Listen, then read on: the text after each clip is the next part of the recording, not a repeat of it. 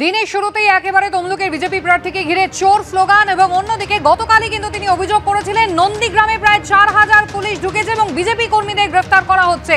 প্রায় একই রকম অভিযোগ এবার শোনা গেল মেদিনীপুর লোকসভা কেন্দ্রের বিজেপি প্রার্থী অগ্নিমিত্রা পাল তার বক্তব্যে। ইতিমধ্যেই নির্বাচন কমিশনে জানানো হয়েছে এমনটাই বলছেন তিনি।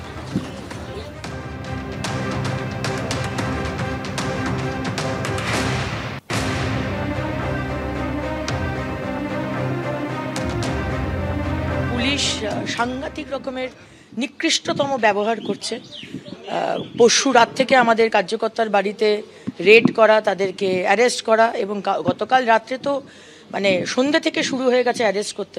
পোলিং এজেন্টকেও অ্যারেস্ট করে নিয়েছে। গাড়ি গাড়ি পুলিশ গেছে এবং কেশিয়ারি বলুন, দাঁতন বলুন, স্পেশালি এই দুটো জায়গাতে গাড়ি গাড়ি পুলিশ গিয়ে কার্যকর্তাকে অ্যারেস্ট করে নিয়ে এসছে। বিষয়গুলো আমি জানিয়েছি দিল্লিতে, পিএমওতেও জানিয়েছি এবং সেন্ট্রাল ইলেকশন কমিশনকেও জানিয়েছি।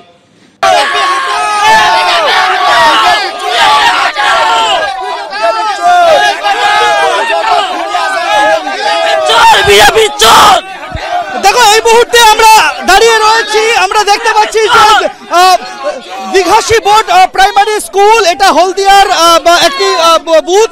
সেখানে একেবারে ভোট শুরুর আগেই বিক্ষোভের মুখে অভিজিৎ গঙ্গোপাধ্যায় তমলুকের বিজেপি প্রার্থী তিনি এসে পৌঁছেছেন এবং বাইরে এখানে ব্যাপক বিক্ষোভ হচ্ছে। আমরা দেখতে পাচ্ছি যে এখানে যারা রয়েছেন তারা চোর চোর স্লোগান তুলছেন।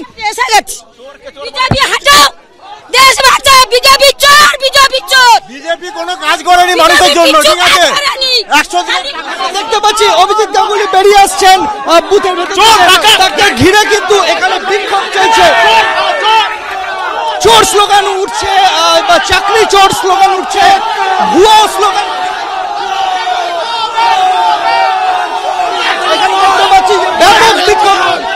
ব্যাপক বিক্ষোভ অভিজিৎ গঙ্গোপাধ্যায়কে ঘিরে ভোটের শুরুতে।